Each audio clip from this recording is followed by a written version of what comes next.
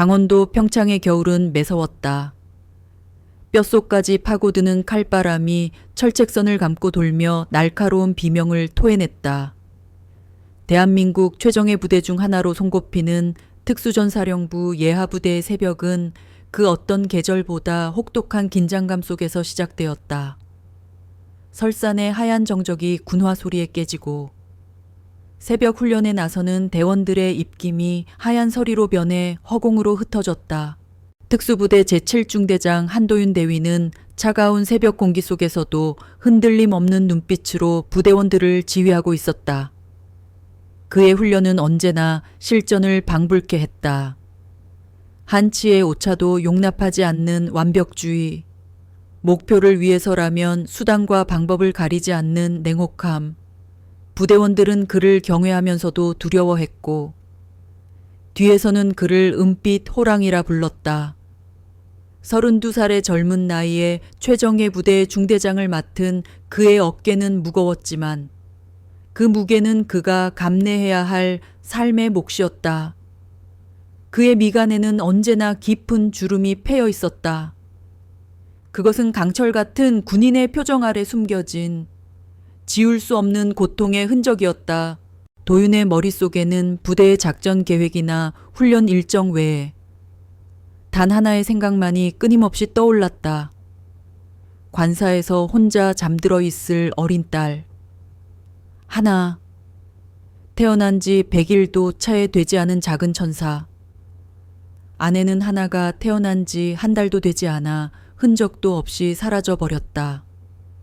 충격과 배신감에 몸부림칠 시간조차 없이 그는 순식간에 수백 명의 부대원을 이끄는 중대장이자 기저귀를 갈고 분유를 타는 초보 아빠가 되었다. 도끼 서린 눈빛으로 부대를 호령하는 낮과 밤새 뜬 눈으로 딸을 보살피는 밤. 이 극과 극의 삶은 그의 영혼을 조각조각 깎아냈다. 그는 자신의 무력함과 불행을 부대 전체를 향한 무자비함으로 쏟아냈다. 특히나 보급장교인 서지은 중위와는 사사건건 부딪혔다. 이서아, 아니 서지은 중위는 부대 내에서 얼음공주라 불렸다. 항상 감정 없는 표정으로 규정과 원칙만을 내세우는 그녀의 태도는 열정과 패기로 가득 찬 한도윤 대위에게는 답답하고 성가신 장애물과도 같았다. 도윤은 그녀가 인간의 감정이라곤 전혀 없는 기계처럼 보였다. 현장 상황의 긴급성을 아무리 설명해도 그녀는 매번 규정집을 들먹이며 칼같이 거절했다. 그 차가운 눈빛과 단호한 목소리는 마치 벽에 대고 말하는 것 같았다. 그날도 예외는 아니었다. 새벽 훈련을 마치고 돌아온 도윤은 곧장 보급창고로 향했다. 그의 손에는 혹한기 훈련 대비 방한 장비 보급 요청서가 들려 있었다. SEO 중위, 혹한기 훈련 대비 방한 장비 보급건, 아직도 처리가 안 된 겁니까?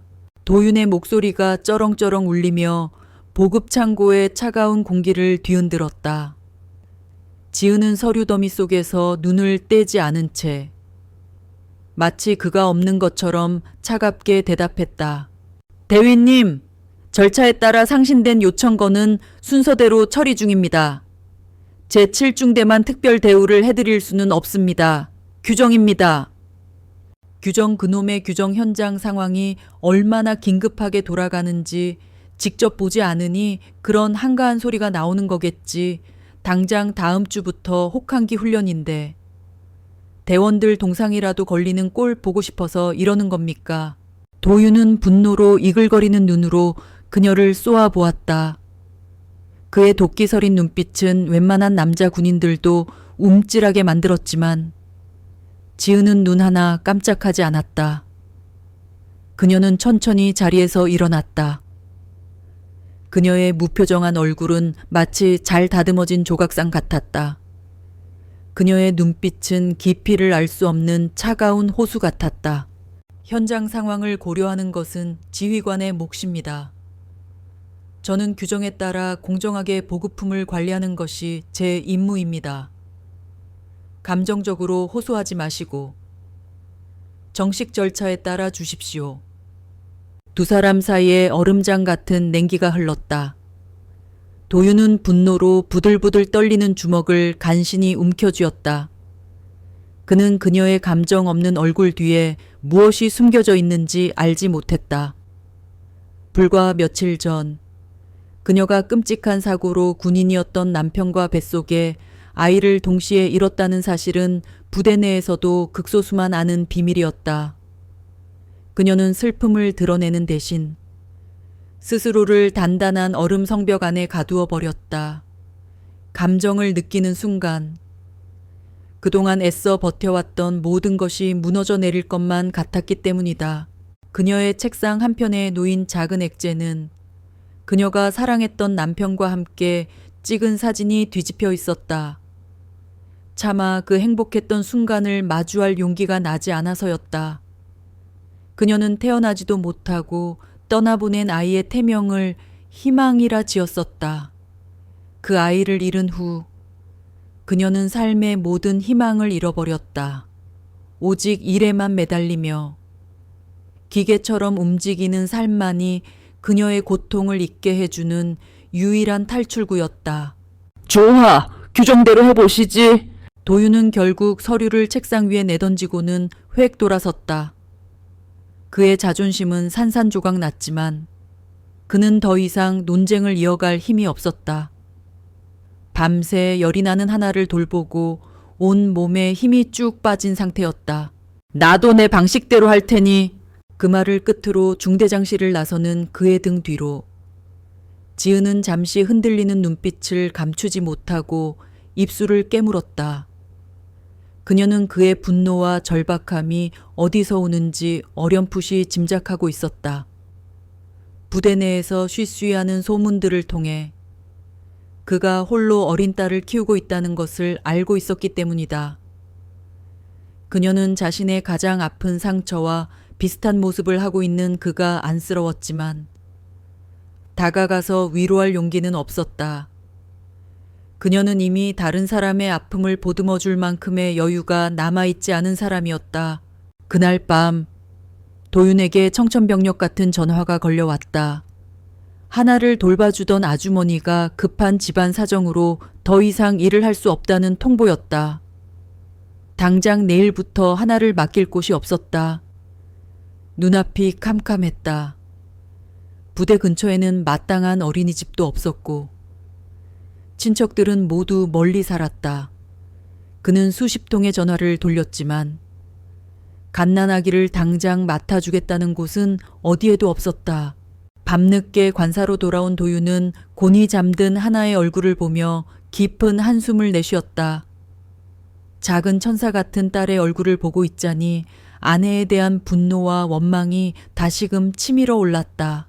유수연 한때는 도윤의 전부였고 그의 삶의 이유였던 이름, 대기업 상무의 딸이자 화려한 미모와 뛰어난 능력으로 모두의 선망을 한몸에 받던 여자. 도윤은 그녀를 만나기 위해 모든 것을 바쳤고 마침내 결혼에 성공했다. 하지만 행복은 오래가지 않았다. 결혼 후 수연은 자신이 아버지의 회사가 연루된 군납비리 사건의 진실을 알고 있다는 것을 도윤에게 털어놓았다. 도윤은 진실을 밝히기 위해 수연에게 협조를 요청했다. 하지만 그녀는 망설였다. 가족을 배신할 수 없다는 이유였다. 결국 그녀는 도윤이 비리 사건의 증거를 캐내고 있다는 사실을 아버지에게 밀고 했고 도윤은 정직 처분을 받았다. 수연은 하나를 낳은 후 모든 것을 버리고 떠나버렸다. 그녀가 남긴 것은 오직 차가운 배신감과 한없이 작은 생명뿐이었다. 도윤은 하나의 작은 손을 잡으며 다짐했다. 무슨 일이 있어도 이 아이만큼은 자신이 반드시 지켜내겠다고. 하지만 당장 내일 아침이 문제였다. 중요한 작전 회의가 잡혀 있었고 중대장인 그가 빠질 수는 없는 노릇이었다. 그는 결국 누구에게도 말하지 못할 결심을 하게 되었다. 그의 자존심과 군인으로서의 명예를 모두 내려놓아야 하는 어쩌면 가장 어리석고 무모한 선택이었다. 다음 날 새벽, 평창의 하늘은 짙은 회색 빛이었다. 도윤은 곤히 잠든 하나를 조심스럽게 아기띠에 둘러맸다. 따뜻한 우주복을 입히고 털모자를 씌우고 작은 담요로 몇 겹이나 감쌌지만 차가운 새벽 공기에 아이가 감기라도 들까봐 노심초사했다. 그의 군복 위로 불룩 튀어나온 아기의 모습은 위풍당당한 중대장의 모습과는 너무나도 이질적이었다. 그는 다른 군인들의 눈을 피해 최대한 이른 시간에 부대로 향했다. 중대장실 한편에 작은 요를 깔고 하나를 조심스럽게 눕혔다. 혹시나 아이가 추울까봐 개인 난로까지 가져다 놓았다. 장난감 몇 개와 여분의 기저귀, 분유와 보온병까지 챙겨 놓으니 중대장실은 순식간에 임시 육아 공간으로 변해버렸다. 하나야, 아빠 금방 회의만 하고 올게. 얌전히 코 자고 있어야 한다. 알았지? 잠든 하나의 볼에 입을 맞추고 그는 불안한 마음을 애써 감추며 회의실로 향했다. 하지만 그의 모든 신경은 중대장실에 남겨둔 하나에게 쏠려 있었다. 대대장의 지루한 훈시가 이어지는 동안 그는 몇 번이나 시계를 확인했는지 모른다. 제발 하늘이가 깨지 않기를. 하지만 그의 바람은 무참히 깨져버렸다. 회의가 막바지에 접어들 무렵 복도 저편에서 희미하게 아기 울음소리가 들려오기 시작했다. 처음에는 잘못 들었으리라 애써 무시했지만 울음소리는 점점 더 크고 선명해졌다. 회의에 참석한 모든 장교들의 시선이 소리가 들려오는 곳으로 향했다. 도윤의 등에서는 식은땀이 흘렀다. 이게 웬 울음소리지? 대대장이 미간을 찌푸리며 묻자 도윤은 얼굴이 새하얗게 질려 자리에서 벌떡 일어났다. 죄송합니다. 제가 잠시... 그는 말을 채 끝마치지도 못하고 회의실을 뛰쳐나갔다. 중대장실 문을 열자 얼굴이 새빨개지도록 울고 있는 하나의 모습이 보였다. 배가 고픈 건지, 기저귀가 불편한 건지, 아니면 낯선 환경에 놀란 건지 알 수 없었다. 그는 허둥지둥 하나를 안아들고 등을 토닥여 보았지만 아이의 울음은 좀처럼 그치지 않았다. 오히려 아빠의 당황한 기색을 느꼈는지 더 서럽게 울어댔다. 수희, 하나야 괜찮아. 아빠 여기 있잖아. 왜 그래, 응. 그의 필사적인 달래에도 불구하고 하나의 울음소리는 온 건물에 울려 퍼졌다. 복도를 지나가던 행정병들과 장교들이 수군거리며 중대장실을 힐끔거렸다. 도윤은 창피함과 미안함, 그리고 딸을 달래지 못하는 무력감에 얼굴이 화끈거렸다. 그의 은빛 호랑이라는 별명과 철옹성 같던 자존심이 아기의 울음소리 앞에 산산조각 나고 있었다. 바로 그때 중대장실 문이 조용히 열리더니 서지은 중위가 들어왔다. 그녀의 손에는 결제를 받아야 할 서류가 들려 있었다. 그녀는 방 안의 광경을 보고 잠시 멈칫했다. 도윤의 품에 안겨 자지러지게 울고 있는 아기. 그리고 어쩔 줄 몰라 쩔쩔매는 그의 모습. 그녀의 얼굴에는 늘 그렇듯 아무런 감정도 떠오르지 않았다. 하지만 그녀의 눈빛에는 아주 미세한 떨림이 있었다. 도윤은 차라리 그녀가 자신을 비웃거나 조롱하기를 바랐다. 이런 무방비한 모습을 가장 껄끄러워하는 그녀에게 들켜버렸다는 사실이 죽을 만큼 수치스러웠다. 볼일 끝났으면 나가주시지. 도윤이 퉁명스럽게 쏘아붙였다. 하지만 지은은 나가지 않았다. 그녀는 서류를 옆에 내려놓고 천천히 그에게 다가왔다. 그녀의 시선은 도윤이 아닌 울고 있는 하나에게 고정되어 있었다. 아이의 울음소리가 마치 날카로운 비수처럼 그녀의 굳게 닫힌 마음의 문을 쑤시고 들어오는 것 같았다. 잊었다고 생각했던, 잊어야만 한다고 다짐했던 아픈 기억들이 파도처럼 밀려왔다. 아기는 배가 고픈 게 아닙니다. 지은이 나지막이 말했다. 그냥 사람의 온기가 필요한 겁니다. 엄마의 품이 그리운 거겠죠? 그녀의 말에 도윤은 아무런 대꾸도 할 수 없었다. 지은은 잠시 망설이더니 조심스럽게 입을 열었다. 괜찮으시다면 제가 잠시 안아봐도 되겠습니까? 도윤은 의심스러운 눈초리로 그녀를 바라보았다. 이 얼음장 같은 여자가 갑자기 왜 이러는 걸까 하지만 그는 지푸라기라도 잡는 심정이었다. 그는 마지못해 하나를 그녀에게 건넸다. 지은은 아주 능숙하고 조심스러운 손길로 하나를 받아 안았다.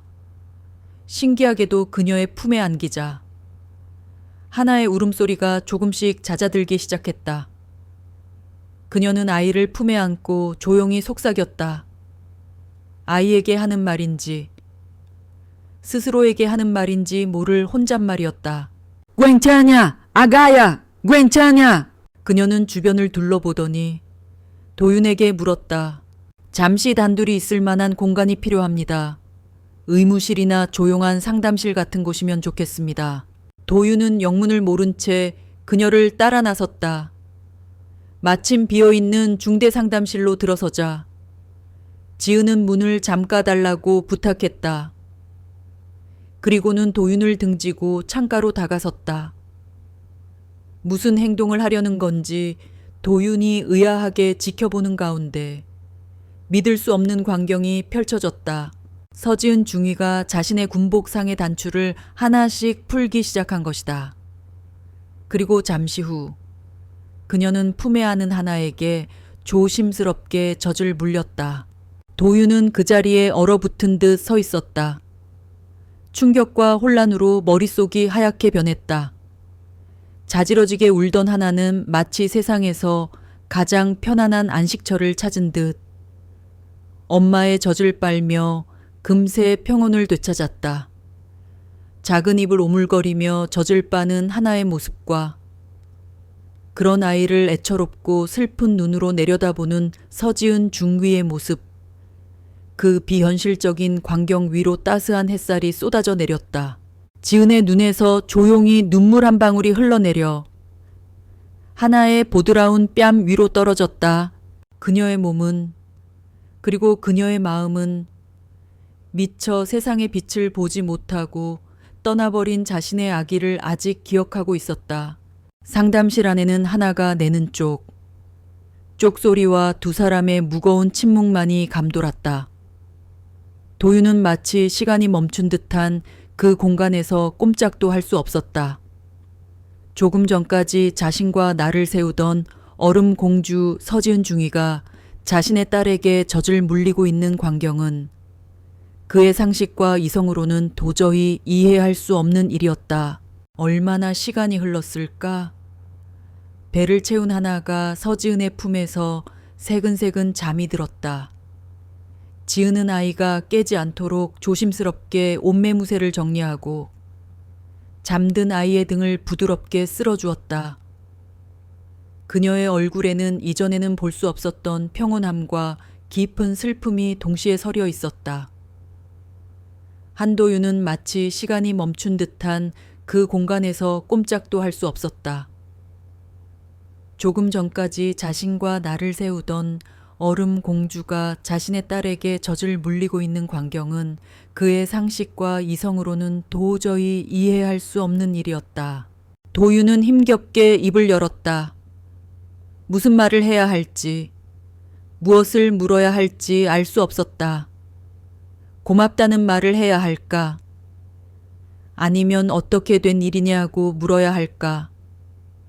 지은은 도윤을 돌아보지 않은 채 창밖을 보며 나지막이 말했다. 제 몸이 아직 기억하고 있어서 그렇습니다. 그녀의 목소리는 메마른 낙엽처럼 바스러질 듯 위태로웠다. 저도 아이가 있었습니다. 하나와 비슷한 시기에 태어났어야 할 아이가. 그제야 도윤은 어렴풋이 떠돌던 소문들을 떠올렸다. 서중희의 남편이 사고로 순직했고 그녀 역시 크게 다쳤다는 이야기. 하지만 그 사고로 아이까지 잃었다는 사실은 알지 못했다.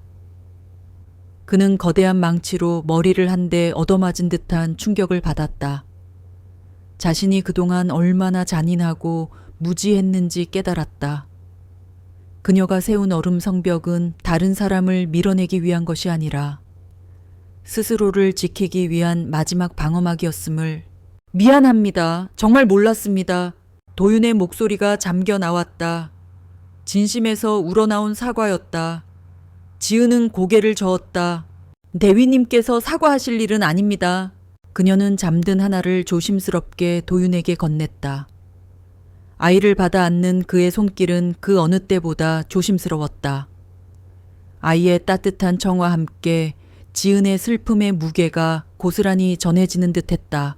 감사합니다. 정말 감사합니다. 서중희. 도윤이 다시 한번 고개를 숙였다. 지은은 아무 말 없이 상담실을 나섰다. 그녀가 나간 후에도 도윤은 한참 동안 그 자리에 서서 잠든 하나의 얼굴만 내려다보았다. 아이의 얼굴 위로 지은의 눈물이 떨어졌던 자국이 희미하게 남아 있었다. 그 흔적은 그의 가슴에 지워지지 않는 낙인처럼 새겨졌다. 그날 이후 두 사람 사이에는 기묘한 변화가 생겼다. 여전히 공적인 자리에서는 딱딱한 상급자와 부하였지만 이전처럼 날선 대립은 사라졌다. 도윤은 더 이상 지은에게 무리한 요구를 하거나 닥달하지 않았고 지은 역시 규정과 원칙만을 내세우기보다는 그의 입장을 조금이나마 이해하려는 듯한 태도를 보였다. 부대원들은 호랑이와 공주 사이에 무슨 일이 있었는지 궁금해했지만 누구도 감히 그들에게 직접 물어보지는 못했다. 며칠이 지났다. 문제는 하나였다. 서지은의 품을 경험한 이후 하나는 왠지 모르게 분유를 거부하기 시작했다. 젖병만 물리면 고개를 돌리고 울음을 터뜨렸다. 도윤은 애가 달았다. 굶길 수도 없는 노릇이고 억지로 먹이자니 아이가 경기를 일으킬 듯 울어댔다. 며칠 사이 하나의 얼굴은 반쪽이 되었다. 그는 절망했다. 군인이자 중대장으로서 그는 그 어떤 작전도 완벽하게 수행할 수 있었지만 한없이 작은 생명을 보살피는 일만큼은 자신의 힘으로는 불가능하다는 것을 깨달았다. 결국 도윤은 염치를 무릅쓰고 다시 지은을 찾아갔다. 이번에는 중대장실이 아닌 그녀의 사무실 문을 조심스럽게 노크했다. SEO 중이 잠시 시간 좀 내줄 수 있겠습니까? 지은은 말없이 고개를 끄덕였다. 그녀의 표정은 여전히 무감정했지만 그의 퉁명스러운 목소리 대신 불안과 애원이 섞인 목소리를 듣자 미세하게 눈빛이 흔들렸다. 도윤은 쭈뼛거리며 하나의 상태를 설명했다. 그의 이야기를 듣는 동안 지은의 표정에는 변화가 없었지만 그녀의 눈빛은 미세하게 흔들리고 있었다. 제가 어떻게 하면 되겠습니까? 도윤의 물음은 간절했다. 그것은 중대장이 부에게 내리는 명령이 아닌 한 아이의 아버지가 도움을 구하는 애원이었다. 지은은 한참 동안 말이 없었다. 그녀는 자신의 상처를 다시 헤집는 것이 두려웠다. 하나를 볼 때마다 먼저 떠나보낸 자신의 아기가 떠올라 심장이 찢어지는 듯한 고통을 느꼈다. 하지만 동시에 자신을 필요로 하는 저 작은 생명을 외면할 수도 없었다. 하나의 따스한 청과 부드러운 살은 그녀에게 잠시나마 살아있다는 감각을 느끼게 해주었다. 제가 하나가 괜찮아질 때까지만 잠시 돌봐주면 안 되겠습니까? 도윤이 어렵게 말을 꺼냈다. 그는 자신의 제안이 얼마나 무례하고 이기적인지 잘 알고 있었다. 그녀의 아픔을 알면서도 자신의 딸을 위해 그녀의 상처를 이용하려는 것만 같아 죄책감이 들었다. 물론 절대 강요하는 건 아닙니다. 서중희가 불편하다면 제가 다른 방법을 찾겠습니다.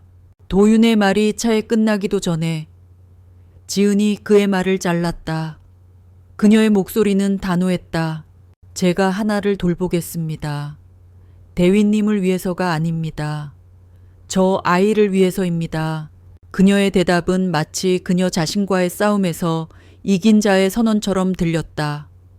그날 이후 지은은 일과 시간이 끝나면 도윤의 관사로 향했다. 그녀는 능숙하게 하나를 돌보았다. 젖을 물리고 기저귀를 갈고 따뜻한 물로 목욕을 시켰다. 그녀의 보살핌 속에서 하나는 거짓말처럼 안정을 되찾았다.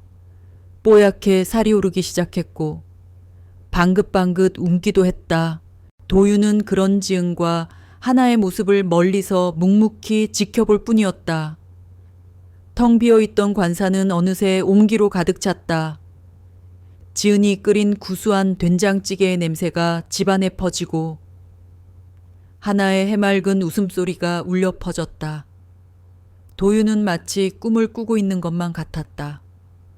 아내가 떠난 후 다시는 찾아오지 않을 것이라 생각했던 가족의 풍경이었다. 그렇게 평창의 혹독한 겨울 속에서 상처 입은 두 어른과 한 아이의 기묘한 동거가 시작되었다. 그것은 공식적인 관계도 약속된 미래도 없는 불안한 시작이었지만 서로의 아픔을 보듬고 온기를 나누는 세상에서 가장 따뜻한 휴전이었다. 도윤의 관사는 더 이상 차가운 막사가 아니었다. 그곳은 집이 되어가고 있었다. 저녁이 되면 현관문을 열 때마다 그를 방이는 것은 어둠과 정적이 아닌 따스한 불빛과 구수한 음식 냄새, 그리고 세상에서 가장 사랑스러운 두 사람의 목소리였다. 지은은 하나에게 자장가를 불러주고 있었고 옹알이로 대답하는 하나의 목소리가 그 뒤를 따랐다.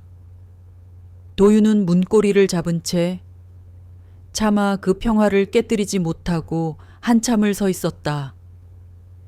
그의 심장이 낯선 속도로 뛰고 있었다. 처음에는 그저 하나를 위한 어쩔 수 없는 선택, 불편한 동거라고 생각했다. 하지만 어느 순간부터인가 그는 퇴근 시간을 기다리고 있었다.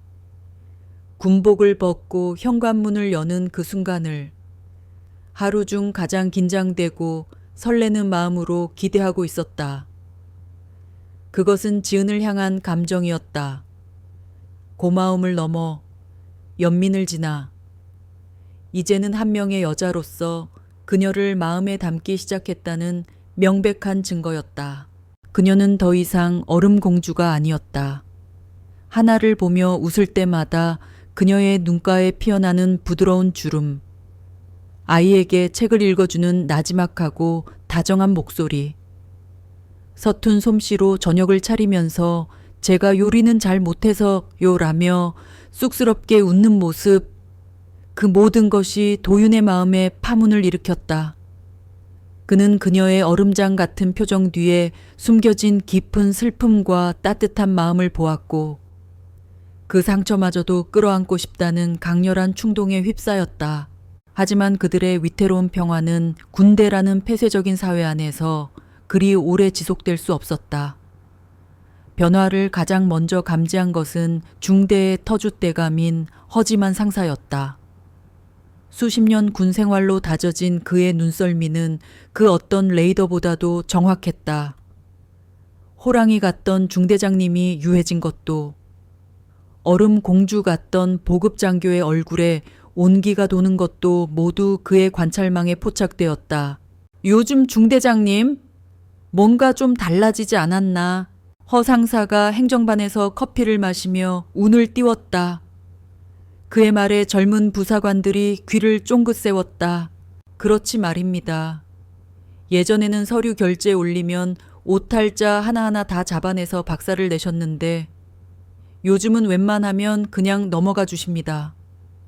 보급계서 중위님도 마찬가지야. 얼마 전에 휴가 신청서 날짜를 잘못 써서 올렸는데 예전 같았으면 불호령이 떨어졌을 텐데 조용히 수정해 처리해 주셨더라고. 허상사는 의미심장한 미소를 지으며 덧붙였다. 그 두 사람 뭔가 있어.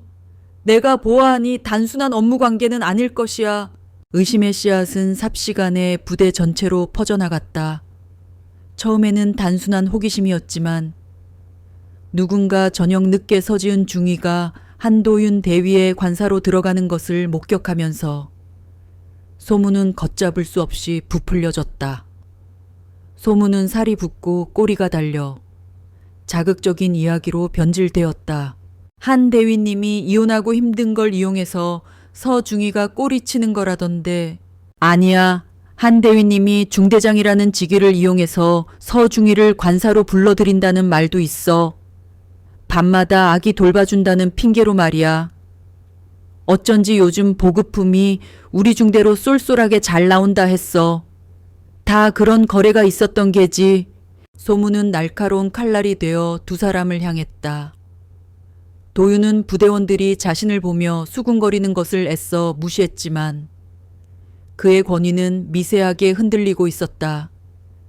하지만 그보다 더 견디기 힘든 것은 지은을 향한 모욕적인 시선들이었다. 그녀가 복도를 지날 때마다 사람들은 힐끔거리며 입을 막고 웃었고 어떤 이들은 노골적으로 비아냥거리기도 했다. 지은은 다시 얼음 성벽을 쌓아 올렸다. 그녀는 아무것도 듣지 못한 척, 보지 못한 척 행동했다.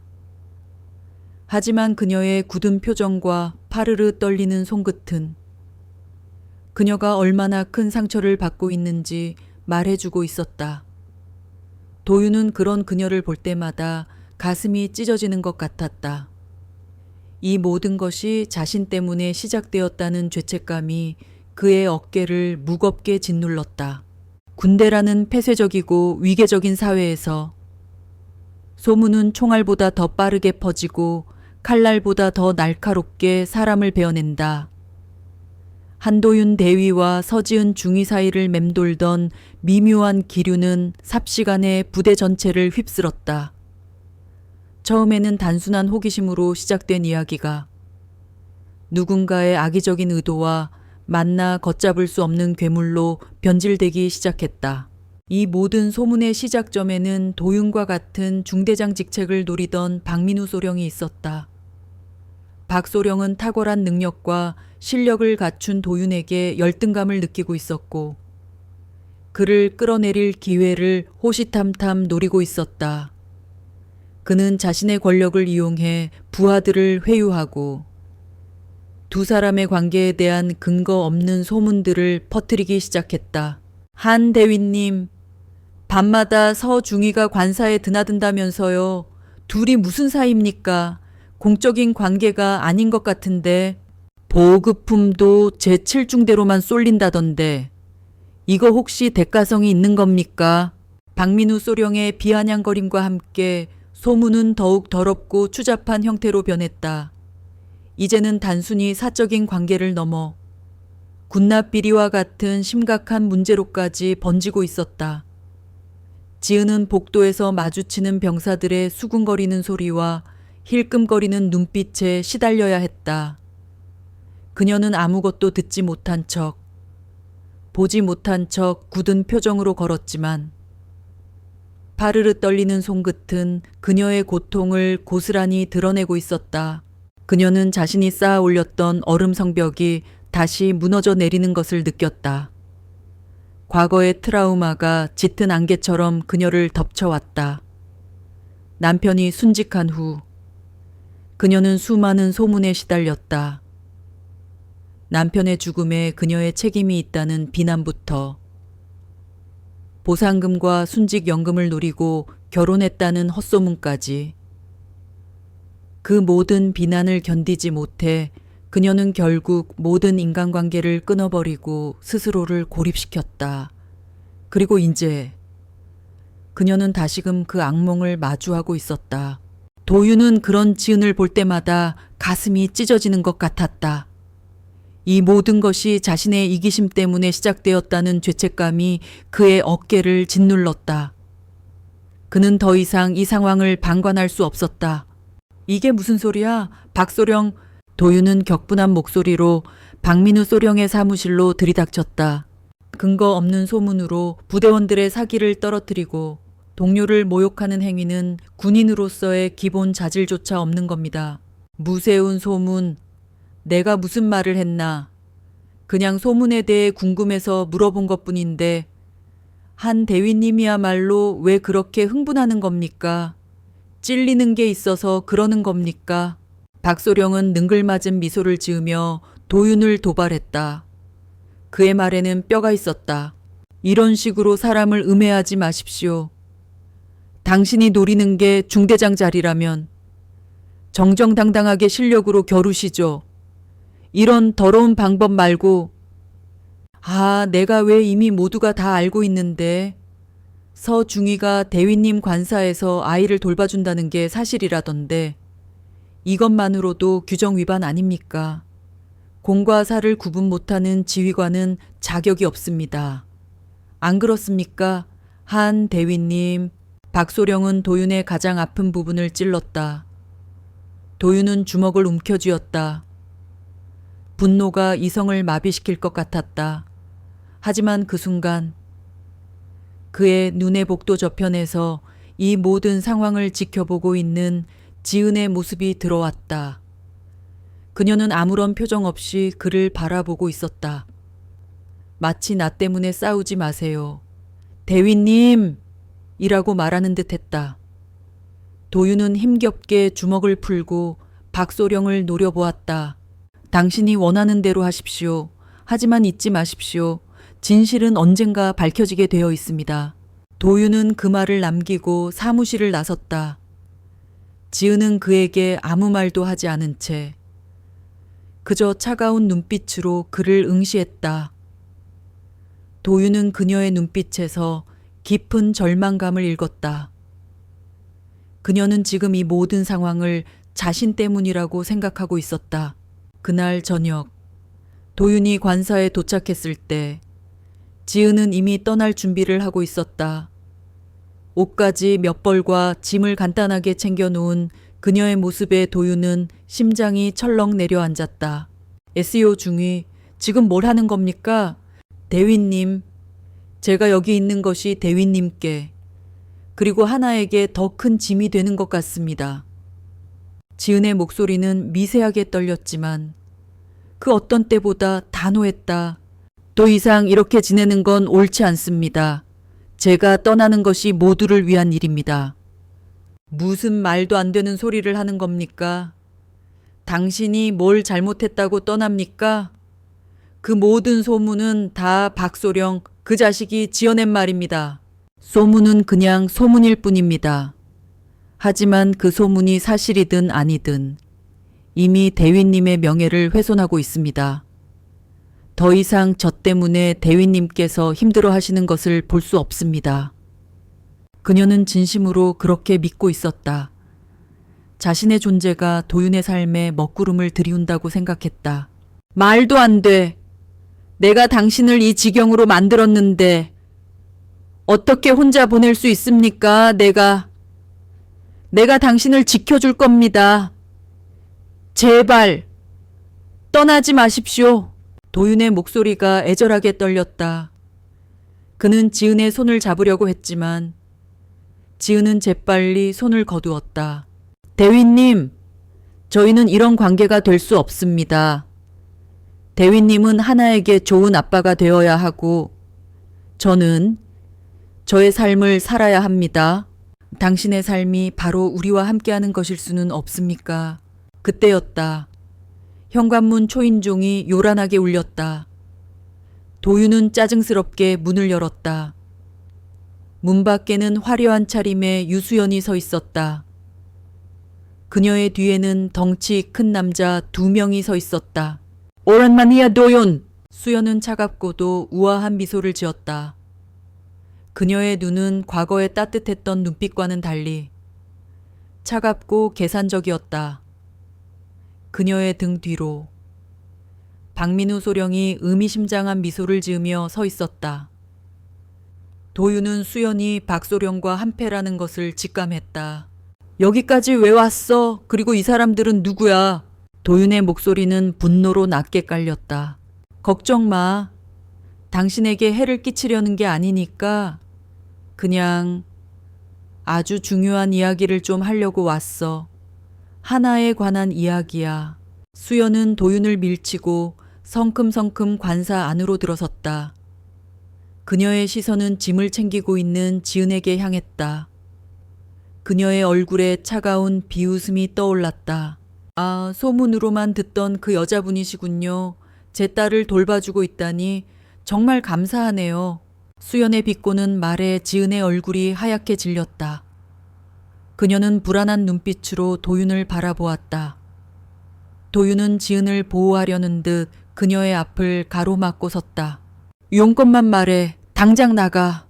도윤의 위협적인 태도에도 수연은 전혀 개의치 않았다. 그녀는 소파에 여유롭게 앉아 다리를 꼬았다. 나는 하나를 데려가려고 왔어. 수연의 말에 도윤은 경악했다. 무슨 헛소리야. 하나는 내 딸이고 내 양육권이 있어. 그래. 하지만 당신은 군인 신분이고 불순한 관계를 맺어 군인으로서의 명예를 실추시켰다는 이유로 곧 징계를 받게 될 거야. 게다가 아기를 방치했다는 증거까지 있다면 법원에서는 당신에게 양육권을 맡기지 않을 거야. 수연은 의미심장한 미소를 지으며 손에 들린 녹음기를 흔들었다. 당신이 이 여자와 밤마다 관사에서 뭘 했는지 내가 모조리 녹음해뒀거든. 그리고 당신이 그동안 얼마나 하나를 방치했는지 이웃들의 증언도 확보해놨지. 나는 이 모든 증거를 이용해서 당신에게서 양육권을 빼앗을 거야. 당신이 가진 모든 것을 잃게 될 거라고. 명계. 그리고 사랑하는 딸까지. 수연의 말은 비수처럼 도윤의 심장을 꿰뚫었다. 그의 얼굴은 분노와 충격으로 일그러졌다. 그는 믿을 수 없다는 듯 수연을 바라보았다. 그녀는 예전의 사랑스러운 모습은 온데간데 없고 오직 차갑고 무서운 욕망만이 남아 있었다. 도대체 왜 이렇게까지 하는 거야? 우리가 헤어졌다고 해도. 당신은 하나의 엄마잖아. 그래, 엄마. 그래서 나는 하나를 더 좋은 환경에서 키우고 싶을 뿐이야. 당신처럼 군인이라는 갇힌 세상에서 살게 하고 싶지 않아. 내 아버지의 회사로 돌아가. 더 이상 군대와 엮이지 말고 조용히 살아. 그러면 이 모든 증거들을 없애줄게.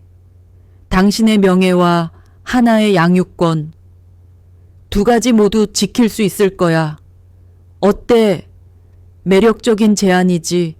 그녀의 말은 달콤한 독약과도 같았다. 도윤은 수연이 단순한 개인적인 복수를 넘어 거대한 배후 세력에 의해 움직이고 있다는 것을 직감했다. 그녀의 가족이 연루된 군납 비리 사건, 그리고 그녀의 협박, 이 모든 것이 거대한 퍼즐의 한 조각처럼 맞춰지고 있었다. 지은은 이 모든 상황을 묵묵히 지켜보았다. 그녀는 두 사람의 과거와 수연의 음모를 알지 못했지만 도윤이 그녀 때문에 공영에 처했다는 것을 분명히 느낄 수 있었다. 그녀의 눈에 눈물이 고였다. 그녀의 존재가 도윤의 삶을 이렇게 망가뜨리고 있었다는 사실이 너무나 고통스러웠다. 대위님, 제가 떠나겠습니다. 지은이 나지막이 말했다. 그녀의 목소리는 너무나 단호해서 도윤은 아무런 말도 할 수 없었다. 그녀는 이 모든 갈등의 원인이라고 스스로를 자책하며 이별을 고하고 있었다. 도윤은 수연을 노려보며 외쳤다. 이게 당신이 원하는 거야? 당신의 욕심 때문에 이렇게 한 여자의 삶을 망가뜨려야겠어. 하지만 수연은 비웃을 뿐이었다. 그녀는 지은을 향해 싸늘하게 말했다. 현명한 판단이군요. 어서 떠나세요.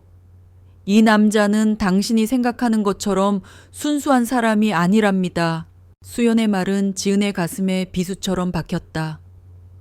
그녀는 아무 말 없이 자신의 짐을 챙겼다. 도윤은 그녀를 막으려고 했지만 수연의 경호원들이 그의 앞을 가로막았다. 그는 절망감과 분노에 휩싸여 그저 지은이 떠나는 뒷모습을 바라볼 수밖에 없었다. SEO 중위. 도윤의 절규는 공허한 메아리가 되어 관사 안에 울려 퍼졌다. 서지은이 떠난 후 한도윤의 관사는 다시금 차가운 어둠과 정적에 휩싸였다. 현관문을 열면 더 이상 따뜻한 불빛과 구수한 음식 냄새가 그를 방해주지 않았다. 그가 돌아온 것을 알아차리고 온갈거리며 웃던 하나의 목소리도, 자신을 향해 옅은 미소를 지어주던 지은의 모습도 모두 사라졌다. 남은 것은 오직 허전함과 깊은 공허함 뿐이었다. 관사는 다시 그에게 갇힌 감옥이 되어버렸다. 하나를 재운 후 도윤은 소파에 멍하니 앉아 지은이 앉았던 자리를 바라보았다. 그녀가 사용했던 컵, 그녀가 읽어주던 동화책이 그대로 남아 있었다.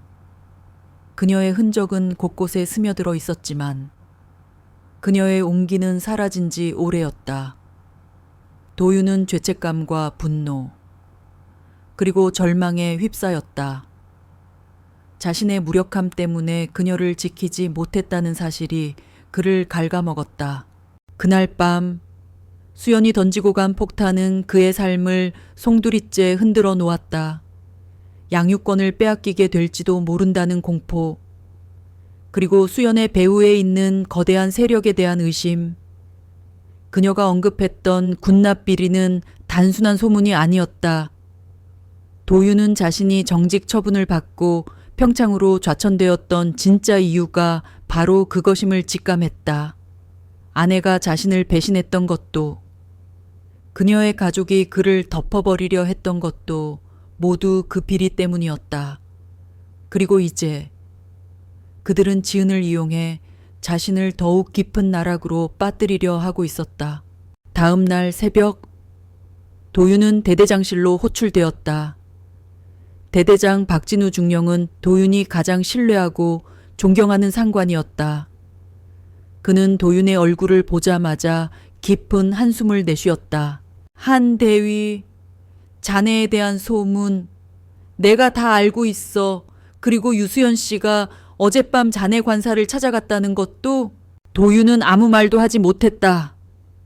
박중령은 도윤의 어깨를 두드리며 말을 이었다. 자네가 사적인 일로 힘든 것도 알지만 지금은 그럴 때가 아니야. 자네에게 아주 중요한 임무를 맡기려고 한다.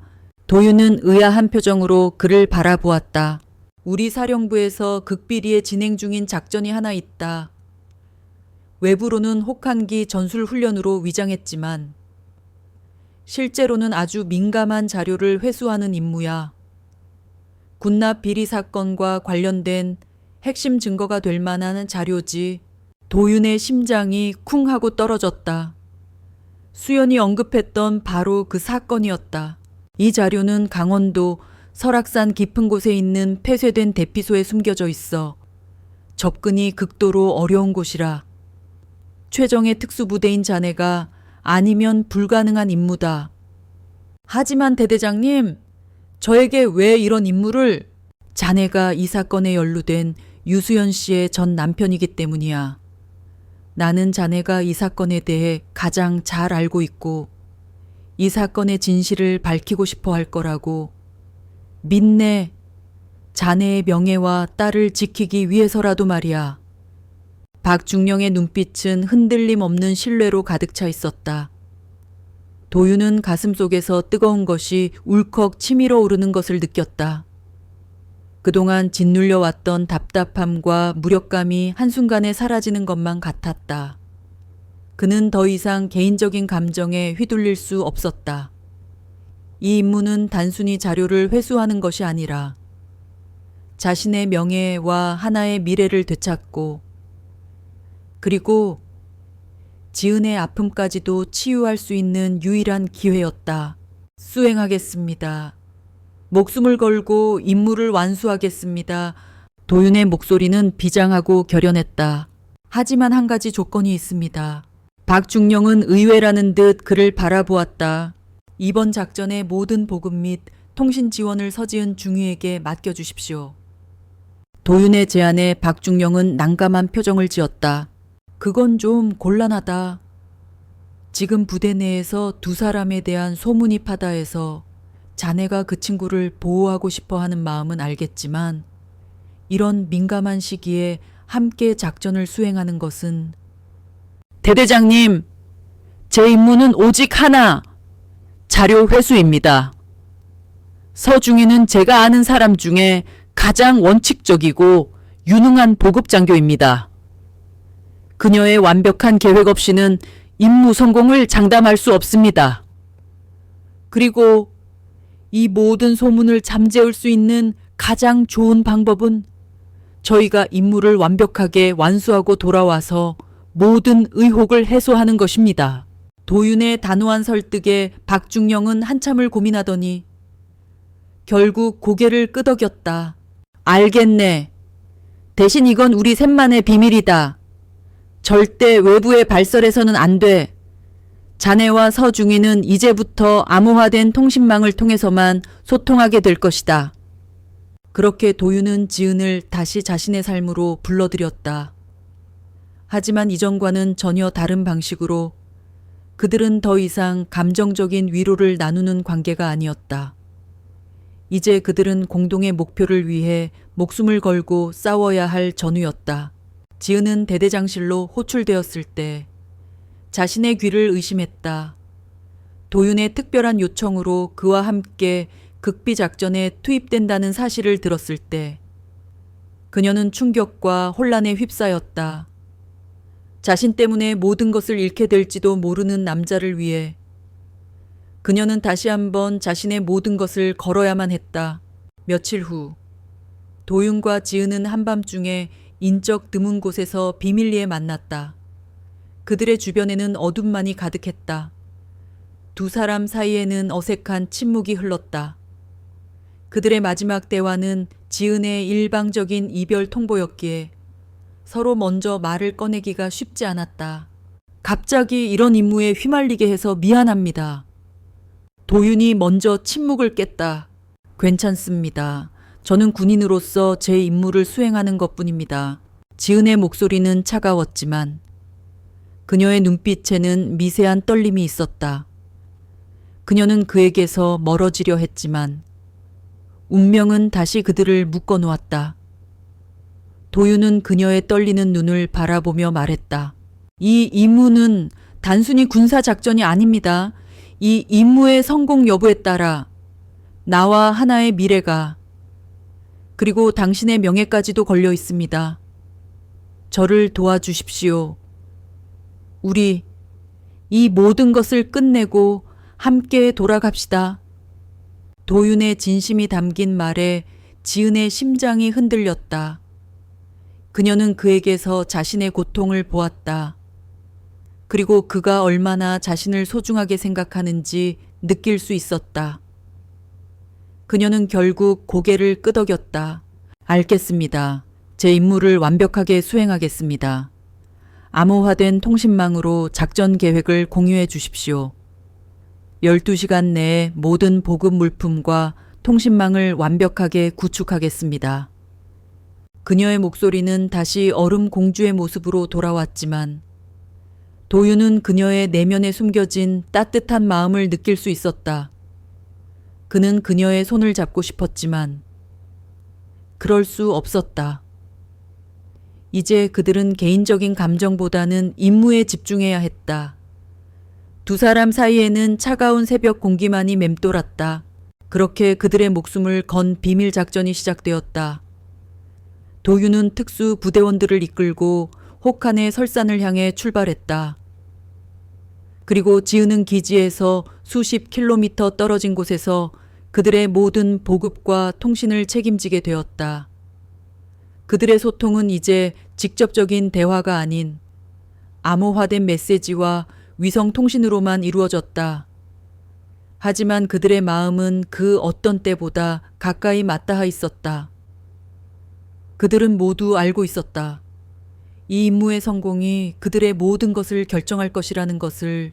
혹한기 전술훈련으로 위장된 특수작전은 혹독한 겨울의 한가운데서 시작되었다. 한도윤 대위가 이끄는 제7중대 최정예 요원들은 설악산 깊은 곳을 향해 한 걸음씩 나아갔다. 그들의 발밑에는 발목까지 빠지는 눈이 쌓여 있었고 얼굴을 때리는 칼바람은 체감 온도를 영하 30도 아래로 끌어내렸다. 그러나 그들의 눈빛은 흔들림 없었다. 그들은 수년간의 훈련으로 다져진 강철 같은 의지를 가지고 있었다. 이 작전은 단순히 자료를 회수하는 것을 넘어 그들의 명예와 자부심, 그리고 한도윤 개인의 미래가 걸린 싸움이었다. 도윤은 선두에 서서 팀원들을 이끌었다. 그의 심장은 고통과 결의로 뛰고 있었다. 지은이 떠나고 수연의 위협에 시달리며 그는 모든 것을 잃었다고 생각했다. 하지만 지금 그는 다시 싸울 이유를 찾았다. 사랑하는 딸 하나와 그리고 자신을 위해 모든 것을 걸고 뒤에서 지원해줄 지은을 위해서라도 그는 반드시 살아 돌아가야 했다. 중대장님, 목적지까지 2km 남았습니다.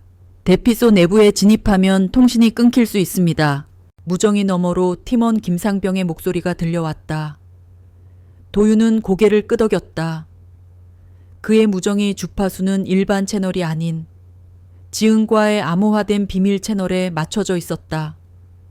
수십 킬로미터 떨어진 후방 통제실에서 지은은 그들의 모든 움직임을 예의주시하고 있었다.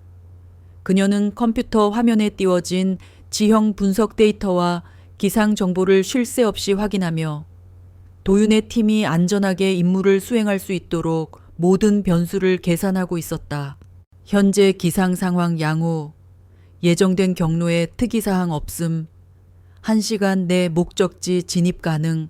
지은의 목소리는 여전히 무감정하고 차가웠다. 마치 기계처럼 모든 보고를 정확하게 전달했다. 하지만 그 목소리에는 그 어떤 때보다 더 깊은 긴장감이 서려 있었다. 그녀는 훈련생 시절부터 얼음공주라는 별명으로 불릴 만큼 감정을 드러내지 않는 사람이었다. 그러나 지금 그녀의 심장은 폭풍우 치는 바다처럼 요동치고 있었다. 도윤의 목소리가 들릴 때마다 그녀는 자신의 심장이 다시 뛰는 것을 느꼈다. 그와 함께 있는 동안 잠시 잊고 지냈던 자신의 존재, 그리고 삶의 희망을 다시 발견했기 때문이었다. SEO 중위, 지금부터 24시간 동안 통신 두절을 예상한다. 모두가 무사히 복귀할 수 있도록 우리를 지켜봐줘. 도윤의 마지막 무전에 지은은 아무런 대답도 하지 못했다. 그저 자신의 심장이 쿵 하고 떨어지는 소리를 들었다. 모두가 무사히 복귀할 수 있도록 이라는 그의 말은 단순한 부탁이 아니었다. 그것은 이별을 고하고 떠나온 그녀에게 보내는 애절한 신뢰의 표현이었다. 도윤의 팀이 목적지인 폐쇄된 대피소에 도착했다. 내부는 10년이 넘는 시간 동안 아무도 들어가지 않은 듯 차갑고 습한 공기가 가득했다. 도윤은 과거의 기록을 토대로 자료가 숨겨져 있을 법한 곳을 찾았다. 그리고 마침내 낡은 사물함 뒤에 숨겨진 비밀 공간에서 방수 처리된 금속 상자를 발견했다. 그의 손이 떨렸다. 이 안에 그 모든 진실이 담겨 있었다. 수연의 가족이 연루된 군납 비리 사건, 그리고 그로 인해 수많은 군인들과 그의 명예가 훼손되었던 모든 진실이 그 순간이었다. 천둥 소리 같은 굉음과 함께 대피소의 낡은 천장이 흔들렸다. 도윤은 직감적으로 위기를 감지했다. 전원 대피 즉시 밖으로 나간다. 그의 외침이 채 끝나기도 전에 거대한 바위가 천장을 뚫고 떨어졌다. 그들은 간신히 바위를 피해 밖으로 뛰쳐나갔다. 밖은 이미 눈 폭풍이 휘몰아치고 있었다. 눈과 바람이 앞을 분간할 수 없게 만들었고 거대한 바위들이 산사태처럼 굴러 떨어지고 있었다. 중대장님, 통신이 끊겼습니다. 위성 수신이 불가능합니다. 젠장, 이건 단순한 눈사태가 아니야. 누군가 이 지역을 통째로 묻어버리려고 한 것이다. 도윤은 수연의 가족이 자신들을 제거하기 위해 벌인 지심을 깨달았다. 그들은 자신들의 비리가 담긴 증거를 없애기 위해 그 안에 있는 도윤과 그의 팀원들을 모두 매장해 버리려 했다. 한편 후방 통제실, 지은의 컴퓨터 화면에 띄워져 있던 도윤의 팀 위치 정보가 순식간에 사라졌다. 통신망은 오프라인으로 바뀌었고 모든 데이터는 정지했다. 지은의 심장이 멎는 것 같았다. 그녀는 다급하게 여러 채널을 시도했지만 그 어떤 채널도 도윤의 팀과 연결되지 않았다. 전원 집중 제7중대 통신 두절 재난 상황 발생 즉시 복구 작업에 착수해 지은은 침착하게 지시를 내렸지만 그녀의 손은 미세하게 떨리고 있었다. 그녀의 머릿속에는 오직 한 가지 생각만이 가득했다. 그를 잃을 수는 없어. 2번 다시는 그런 고통을 겪을 수 없어.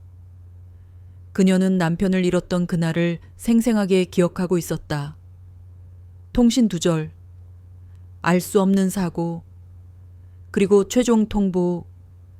지은은 다시 한번 그 악몽을 마주하고 싶지 않았다. 그녀는 규칙과 원칙을 버리고 오직 자신의 감정에 따라 행동하기로 결심했다. 대대장님, 제7중대 통신 두절 눈사태가 발생한 것으로 추정됩니다. 지은의 다급한 보고에 박중령은 믿을 수 없다는 듯 자리에서 벌떡 일어났다. 무슨 소리야? 기상청에서는 아무런 경고도 없었어. 누군가 고의적으로 폭발물을 사용해 산사태를 일으킨 것으로 추정됩니다. 위성 이미지에서 폭발 흔적이 발견되었습니다. 지은의 말에 박중령의 얼굴이 하얗게 질렸다. 그들은 이제 적이 보이지 않는 곳에서 보이지 않는 상대와 싸우고 있었다. SEO 중위. 무슨 일이 있어도 그들과 연락을 복구해야 한다. 그들이 살아있을지조차 모르지만 우리는 그들을 포기할 수 없어. 지은은 고개를 끄덕였다. 그녀는 자신의 자리에 앉아 손이 보이지 않을 만큼 빠르게 키보드를 두드렸다. 그녀는 모든 프로토콜을 무시하고 비상 통신망을 해킹했다. 그녀의 목표는 오직 하나. 도윤의 무정이 주파수를 찾는 것이었다. 그녀의 손가락은 수많은 암호를 풀고 복잡한 통신망을 헤쳐나갔다. 마치 미친 사람처럼 오직 그를 찾아야 한다는 생각에 사로잡혀 있었다. 대위님, 제발, 제발! 그녀의 눈에서 뜨거운 눈물이 흘러내렸다. 그녀는 남편을 잃었던 그날 아무것도 할 수 없었던 자신의 무력함을 다시 느끼고 싶지 않았다. 이번에는 달랐다. 그녀는 이제 더 이상 외톨이가 아니었다. 그녀에게는 지켜야 할 사람이 있었다. 수십 번의 시도 끝에 그녀의 모니터에 희미한 신호 하나가 잡혔다. 삑! 잡았다. 한도윤 대위님. 제7중대 중대장님 통신 복구 들립니까? 지은은 필사적으로 소리쳤다. 무정이 너머로는 오직 잡음만이 가득했다. 그녀는 포기하지 않았다. 대위님, 지금 산사태 구간입니다. 대피소에서 서남쪽 3km 지점에 폐쇄된 동굴이 있습니다. 그곳으로 대피하십시오. 제가 공습을 유도하겠습니다. 대위님, 제 목소리 들립니까? 그녀의 절규는 허공에 흩어지는 듯했다. 하지만 그녀는 계속해서 외쳤다. 자신의 목소리가 도윤에게 닿을 것이라는 한 가닥 희망을 놓지 않았다. 그 순간 희미한 잡음 속에서 누군가의 목소리가 들려왔다. SEO 중위, 서중위, 나는! 지은의 눈이 커졌다. 그것은 도윤의 목소리였다. 희미했지만 분명히 그의 목소리였다. 그녀는 안도의 한숨을 내쉬었다. 대위님, 제가 말씀드린 대로 폐쇄된 동굴로 대피하십시오. 구조대를 보낼 수는 없지만 제가 직접. 그녀의 말이 차에 끝나기도 전에 통신은 다시 끊어졌다.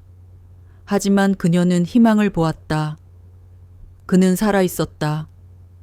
그리고 그가 살아 있다면 그녀는 그를 구해야만 했다. 그녀는 더 이상 얼음 공주가 아니었다.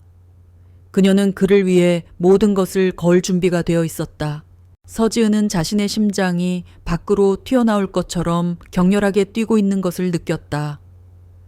무정이 너머로 들려왔던 한도윤의 목소리는 너무나 희미해서 마치 존재하지 않는 메아리처럼 느껴졌다. 하지만 그것은 분명히 그의 목소리였다. 그가 살아있다는 한 가닥의 희망. 지은은 그 희망의 끈을 놓을 수 없었다.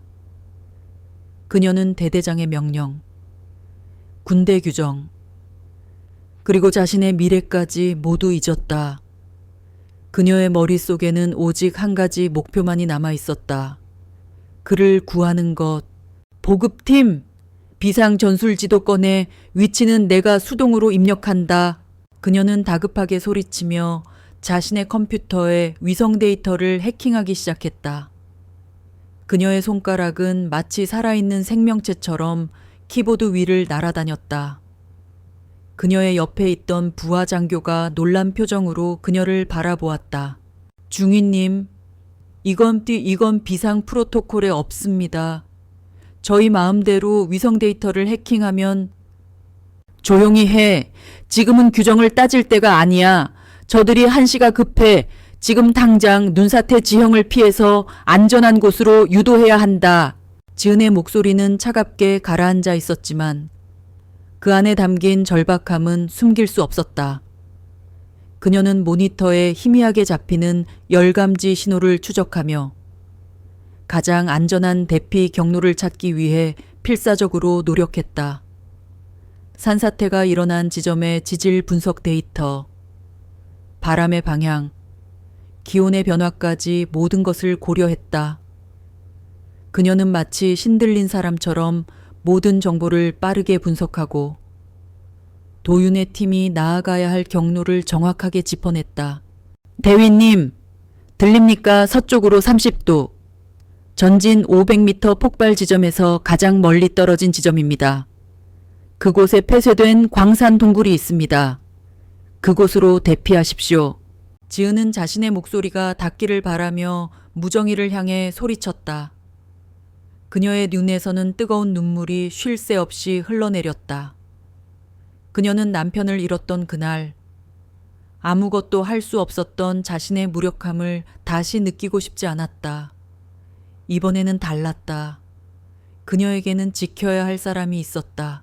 한편 혹한의 설산 한가운데 한도윤은 눈사태로 인해 무정이가 망가져 지은의 목소리를 제대로 들을 수 없었다.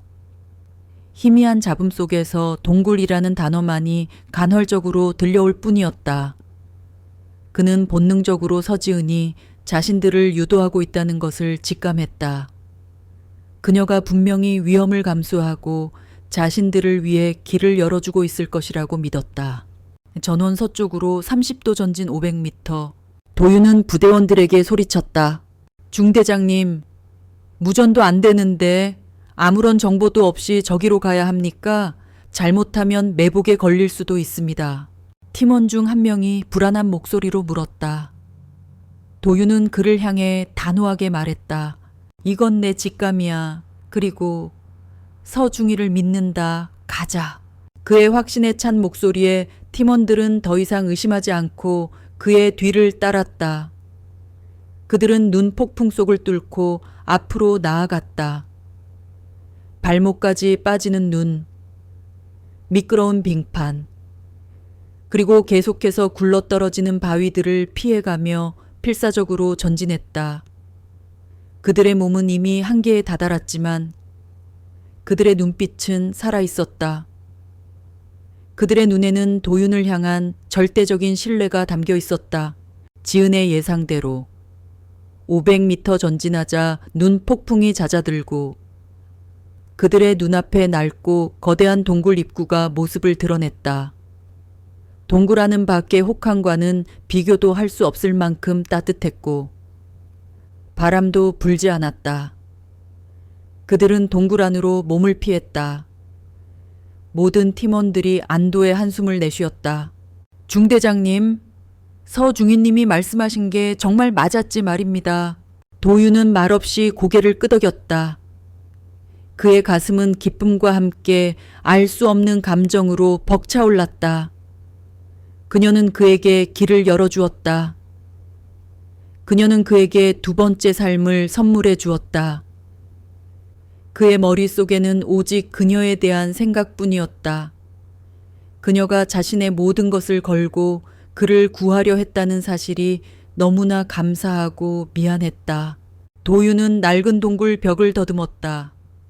그는 지은이 어떤 식으로든 자신들에게 흔적을 남겨놓았을 것이라고 확신했다. 그리고 그의 예상은 틀리지 않았다. 동굴벽 한편에 숨겨진 작은 틈새에서 방수 처리된 작은 상자를 발견했다. 상자 안에는 위성 통신기가 들어있었다. 일반 통신기와는 다른 군사 기밀 작전에 사용되는 특수 통신 장비였다. 통신 장비에는 지은의 필체로 쓴 작은 메모가 붙어 있었다.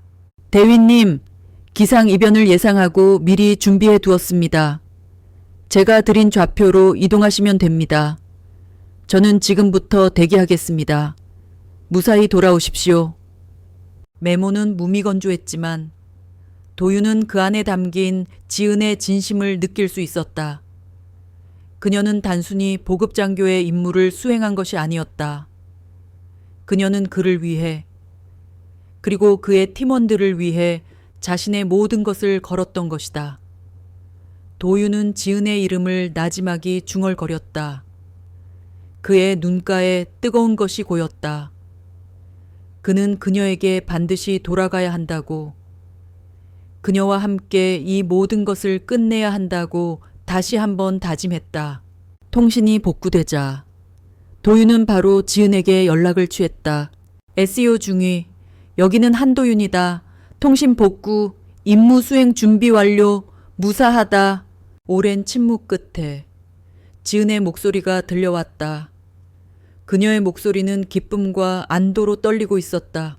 대위님, 무사하셨군요. 정말 다행입니다. 정말 다행입니다. 그녀의 울음 섞인 목소리에 도윤의 가슴이 미어졌다. 그는 그녀가 그동안 얼마나 마음 졸였을지 짐작할 수 있었다. SEO 중위, 정말 고맙다. 당신이 아니었으면 우리 모두 죽었을 거야. 저는 제 임무를 수행했을 뿐입니다. 지은은 애써 감정을 숨기려 했다. 하지만 그녀의 목소리는 감정을 담고 있었다. 그들은 다시 공적인 대화를 이어갔다. 지은은 도윤에게 자료가 숨겨진 최종 목적지의 좌표와 경로를 알려주었다.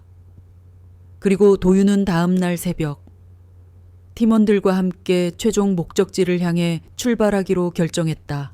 한편 박민우 소령의 사무실, 그는 부하가 건네는 보고서를 보며 얼굴이 굳어졌다. 매월하고 제7중대 전원 생존이라고 눈사태에 모두 매몰되었어야 하는데 그게 그들의 무정의 신호가 폐쇄된 동굴에서 잠시 포착되었습니다. 누군가 특수통신 장비를 동굴 안에 미리 설치해 둔 것 같습니다. 그리고 서지은 중위가 그들을 유도한 것으로 추정됩니다. 박소령은 분노로 책상을 내리쳤다. 젠장 그 계집애가 감히 내 계획을 망가뜨려. 그는 자신의 계획이 실패했다는 사실에 분노했다. 그들이 단순한 군인이 아니라는 것을 깨달았다. 한도윤은 명예를, 서지은은 사랑을 위해 싸우고 있었다. 그리고 그들의 결속은 그가 생각했던 것보다 훨씬 더 강했다. 그럼 이제 어떻게 해야 합니까? 부하의 물음에 박소령은 섬뜩한 미소를 지었다. 그들이 증거를 회수하러 가는 길을 막아야지. 산사태에 성공하지 못했다면 직접 가서 없애주면 돼. 그들이 회수하려는 증거도, 그리고 그들 자신까지도. 그의 말은 싸늘하고 차가웠다. 도윤과 지은의 목숨을 건 싸움은 이제 보이지 않는 곳에서 서로를 죽이려는 또 다른 음모와 만나게 되었다. 그들은 진실을 향해 나아가고 있었지만 그 진실은 그들을 벼랑 끝으로 내몰고 있었다. 혹한의 밤, 설악산의 깊은 계곡은 마치 거대한 괴물의 입처럼 음산하고 차가웠다. 한도윤 대위가 이끄는 제7중대 요원들은 서지은이 알려준 좌표를 향해 필사적으로 전진했다.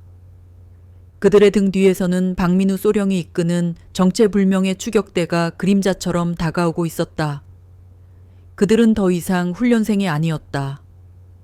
이들의 임무는 살아남아 진실을 가져가는 것, 그리고 자신들을 향한 칼날을 멈추게 하는 것이었다. 중대장님, 서중희님이 알려주신 좌표까지 500m 남았습니다.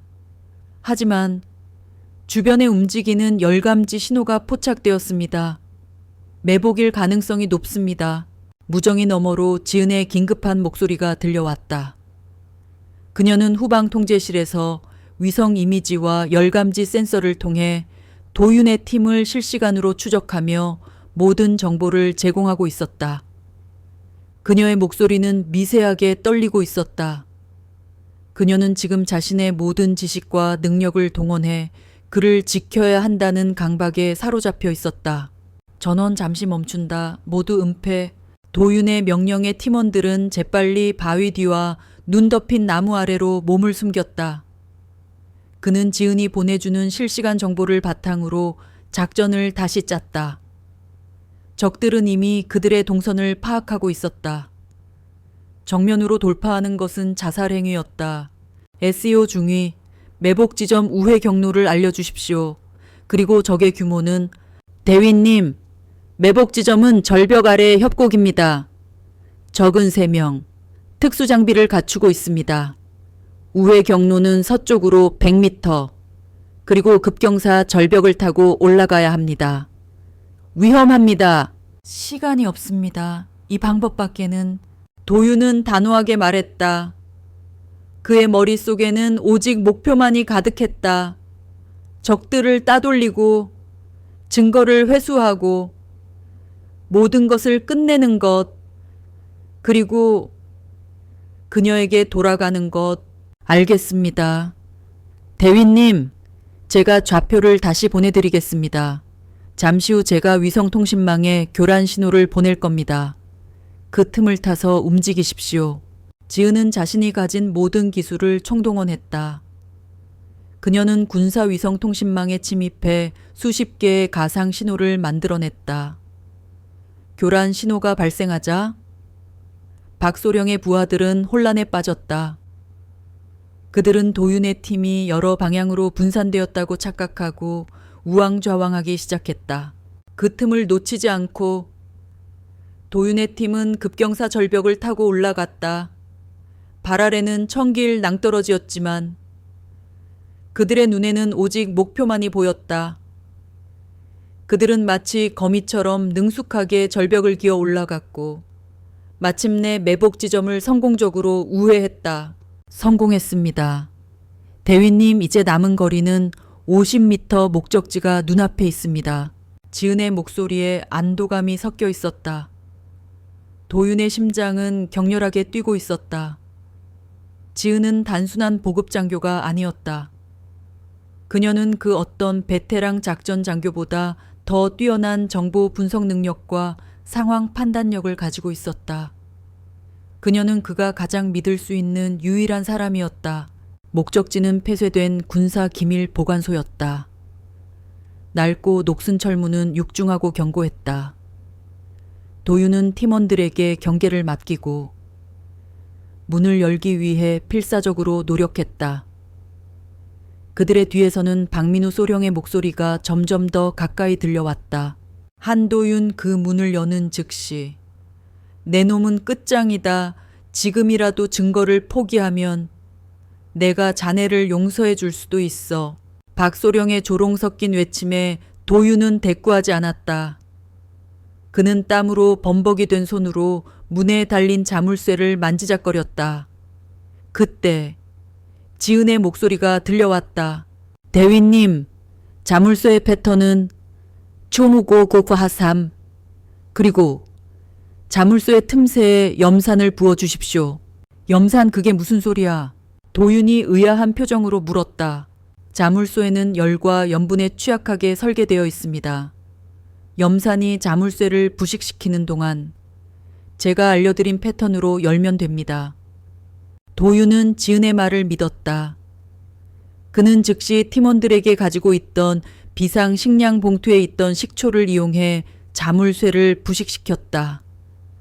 그리고 지은이 알려준 번호를 입력하자 거짓말처럼 육중한 철문이 삐걱거리는 소리를 내며 열렸다. 이 젠장 도대체 어떻게... 박민우 소령의 절규가 들려왔지만 이미 늦었다. 도윤은 재빨리 보관소 안으로 들어갔다. 보관소 내부는 온갖 서류와 문서들로 가득 차 있었다. 도윤은 지은이 알려준 위치를 향해 달려갔다. 보관소 가장 깊숙한 곳. 낡은 사물함 뒤에 숨겨진 비밀 공간에서 그는 방수 처리된 금속 상자를 발견했다. 그의 손이 떨렸다. 이것이 바로 그들이 목숨을 걸고 찾아온 증거였다. 그는 상자를 열었다.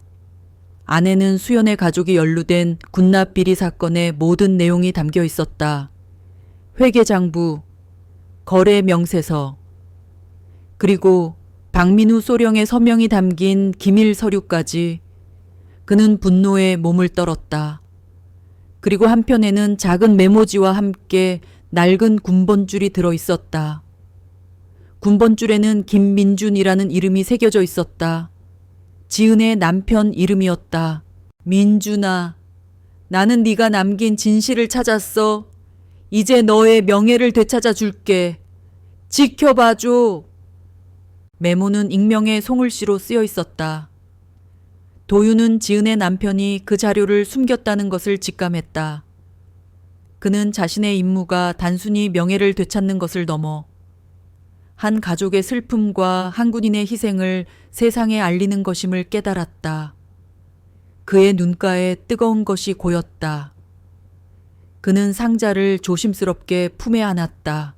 밖에서는 박민우 소령의 절규가 들려왔다. 한도윤 증거를 내놓으면 내가 용서해 주겠다. 당신이 나를 용서할 자격이나 있다고 생각하나? 당신이 감히 한 군인의 희생과 한 여자의 슬픔을 돈과 권력으로 짓밟으려 했다. 당신이야말로 용서받지 못할 죄를 지은 거야. 도윤의 목소리는 분노와 정의감으로 떨렸다. 그는 지은이 알려준 탈출 경로를 따라 보관소 뒷문으로 향했다. 그들의 뒤에서는 총성이 울려 퍼졌지만 도윤의 팀은 그 총성을 피해 무사히 보관소를 빠져나갔다. 그는 가장 먼저 지은에게 연락을 취했다. SEO 중위, 증거를 확보했다. 이제 돌아간다. 지은의 목소리는 기쁨과 안도로 떨리고 있었다. 무사하셔서 정말 다행입니다. 그들은 돌아가고 있었다. 모든 고난을 이겨내고 진실을 가지고 그들의 목숨을 건 싸움은 이제 끝났다. 이제 그들 앞에는 또 다른 싸움이 기다리고 있었다. 명예를 되찾고 사랑을 쟁취하기 위한 법정 투쟁이었다. 목숨을 건 작전은 성공적으로 끝났다. 한도윤 대위가 이끄는 제7융대 요원들은 무사히 기지로 복귀했다. 그들의 얼굴에는 피곤함과 안도감이 교차했고 그들의 손에는 차가운 금속 상자가 들려 있었다. 하지만 도윤의 마음은 승리의 환호보다 오직 한 사람을 향한 갈망으로 가득 차 있었다. 그는 모든 공식적인 절차를 무시하고 상자를 대대장에게 맡긴 채 곧장 서지은이 있는 후방 통제실로 달려갔다. 통제실의 문을 열었을 때 지은은 여전히 자신의 자리를 지키고 있었다. 그녀의 눈은 붉게 충혈되어 있었고 얼굴에는 피곤함과 초조함이 역력했다. 며칠 밤낮으로 잠 한숨 제대로 자지 못하고 오직 그들을 위해 통신망을 지켜왔다는 것을 한눈에 알 수 있었다. 그녀가 그의 모습을 발견했을 때 그녀의 눈은 기쁨과 안도로 크게 흔들렸다. 대위님, 무사히 돌아오셨군요. 지은의 목소리가 떨렸다. 그녀는 자리에서 일어서려 했지만 다리에 힘이 풀려 주저앉을 뻔했다. 그 순간 도윤이 재빠르게 다가가 그녀를 품에 안았다. 그의 품은 차가운 땀과 흙먼지로 뒤덮여 있었지만 그 어느 때보다 따뜻하고 단단했다. 돌아왔어! 당신에게 돌아왔어! 도윤의 목소리가 그녀의 어깨에 묻혔다. 그는 그녀의 머리를 부드럽게 쓰다듬었다. 지은은 그제야 굳게 닫아두었던 감정의 둑을 터뜨렸다. 그녀의 어깨가 들썩였고 그녀의 억눌렸던 울음이 터져 나왔다. 그녀는 소리내어 울었다. 남편을 잃었을 때도, 아이를 잃었을 때도, 그리고 도윤의 관사를 떠날 때도 흘리지 않았던 뜨거운 눈물이었다. 그것은 고통과 슬픔의 눈물이 아니라 안도와 기쁨, 그리고 사랑의 눈물이었다. 도윤은 말없이 그녀를 안아주었다. 그는 그녀의 눈물 한 방울, 한 방울이 그녀의 상처를 치유하고 있다는 것을 느꼈다. 그들의 대화에는 말이 필요 없었다. 그들의 심장 소리가 모든 것을 대신했다. 그는 그녀의 머리카락에 코를 박고 깊게 숨을 들이마셨다. 그녀의 향기는 언제나 그에게 평온을 가져다 주었다. 한참을 그렇게 서로의 온기를 나누고 나서야 지은은 간신히 울음을 멈추었다. 그녀는 도윤의 품에서 떨어져 나와 자신의 눈물을 닦았다. 그녀의 얼굴에는 미안함과 함께 알 수 없는 부끄러움이 스쳐 지나갔다. 저 대위님, 죄송합니다. 제가 너무 감정적이어서. 괜찮아. 나도 당신이 살아 돌아온 것만으로도 충분히 감정적이니까 울고 싶으면 마음껏 울어. 이제 당신은 더 이상 혼자가 아니니까. 도윤의 말에 지은은 고개를 들었다. 그의 눈에는 깊은 애정과 연민이 담겨 있었다. 도윤은 그녀의 손을 잡았다. 그의 손은 거칠고 굳은 살이 박여 있었지만 지은에게는 그 어떤 보석보다도 소중하게 느껴졌다. 지은, 나는 당신이 없었다면 죽었을 거야. 그건 임무 때문만이 아니었어. 당신이 나에게 돌아오라고 말해주지 않았다면 나는 이미 삶의 모든 희망을 잃고 포기했을 거야. 당신은 내 삶의 희망이자 나의 구원이었어. 도윤의 고백에 지은의 심장이 다시 한번 격렬하게 뛰었다. 그녀는 그가 자신을 그토록 절박하게 원했다는 사실을 깨닫고 놀라움과 기쁨에 휩싸였다. 지은, 나는 당신에게 줄 수 있는 보잘것없는 것밖에 없지만 내 모든 것을 당신에게 걸고 싶습니다. 도윤은 잠시 망설이더니 허리춤에 매달려 있던 자신의 군번줄을 꺼내 들었다. 그것은 그의 이름과 계급, 그리고 그의 존재를 증명하는 유일한 물건이었다.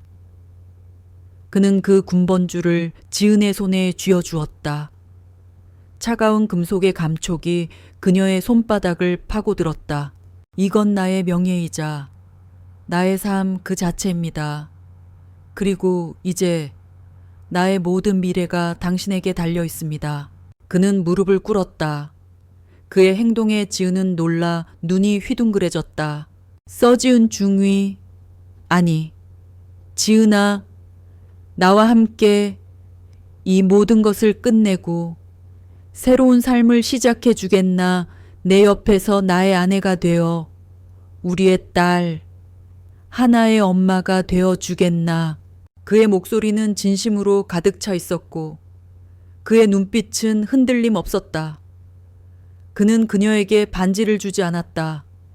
대신 자신의 명예와 존재를 상징하는 군번줄을 내밀었다. 그것은 그 어떤 화려한 보석보다도 더 값지고 진실된 청혼이었다. 지은의 눈에서 다시 눈물이 흘러내렸다. 그녀는 고개를 끄덕였다. 그녀의 입술에서는 아무런 소리도 나오지 않았지만 그녀의 눈빛은 네 라고 말하고 있었다. 그녀는 도윤의 손을 잡고 그를 일으켜 세웠다. 대위님, 감사합니다. 저의 손을 잡아주셔서. 그들은 다시 서로를 끌어안았다. 이번에는 더 이상 슬픔과 안도의 포옹이 아니었다. 그것은 미래를 약속하는 포옹이었고 그들의 삶에 새로운 장이 열렸음을 알리는 신호탄이었다. 그들은 다음 날 모든 것을 마무리하기 위해 법원으로 향했다. 도윤은 자신이 목숨을 걸고 가져온 금속 상자를 법원 관계자들에게 넘겼다. 그 안에는 유수연의 가족이 연루된 군납비리 증거와 함께 서지은의 남편인 김민준 중위의 명예회복을 위한 자료까지 담겨 있었다. 박민우 소령은 모든 것이 끝났다고 생각했지만 도윤은 그의 뒤통수를 쳤다. 그는 박소령이 보낸 암살자들이 자신을 추격하는 동안 그들의 통화 내용을 모두 녹음해 두었던 것이다. 그들의 통화 내용에는 수연의 가족과의 관계, 그리고 그들의 음모가 고스란히 담겨 있었다. 도윤은 그 녹음 파일을 법원에 제출했다. 수연은 도윤이 가져온 증거들을 보고 충격에 휩싸였다. 그녀의 가족이 저지른 모든 죄가 만천에 드러날 위기에 처하자 그녀는 더 이상 버틸 수 없었다. 그녀는 도윤과의 양육권 싸움을 포기하고 모든 증거를 인정했다. 그녀는 법정에서 눈물을 흘리며 도윤에게 용서를 구했다. 그녀는 그 모든 것이 자신의 가족에게 이용당한 결과였다고 고백했다. 도윤은 그녀를 용서했다. 복수심은 이미 사라지고 없었다. 그는 그저 하나의 엄마로서 수연이 자신의 죄를 뉘우치고 새로운 삶을 살아가기를 바랄 뿐이었다. 법정 투쟁은 도윤과 지은의 승리로 끝났다. 박민우 소령과 수연의 가족은 자신들이 저지른 죄에 대한 대가를 치르게 되었다. 그리고 서지은의 남편 김민준 중위의 죽음은 단순한 사고가 아닌 군납 비리를 밝히려다 희생된 명예로운 죽음으로 밝혀졌다. 지은은 남편의 명예가 회복되었다는 사실에 눈물을 쏟았다. 그녀의 마음속에 남아있던 응어리들이 녹아내리는 순간이었다. 모든 것을 정리하고 도윤은 지은에게 하나의 존재를 다시 한번 물었다. 이제 하나에게는 당신이 엄마라고 말해주고 싶어. 괜찮겠나? 지은은 눈물 맺힌 눈으로 고개를 끄덕였다. 그들의 삶은 이제 하나의 새로운 가족이 되어가는 길을 걷기 시작했다. 모든 법정 투쟁이 끝난 후 한도윤은 잠시 모든 직책을 내려놓고 하나와 서지은에게 온전히 집중하기로 했다. 군대라는 거대한 조직 안에서 그는 은빛 호랑이였지만 이 작은 관사 안에서는 그저 하나의 아빠이자 지은의 연인이었다. 그들의 삶은 평창의 혹독한 겨울을 지나 따스한 봄을 맞이하고 있었다.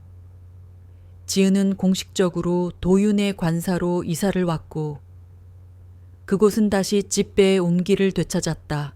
텅 비어있던 거실에는 하나가 기어다니며 노는 모습이 보였고 부엌에서는 지은이 서툴지만 정성스럽게 요리를 하는 냄새가 풍겼다.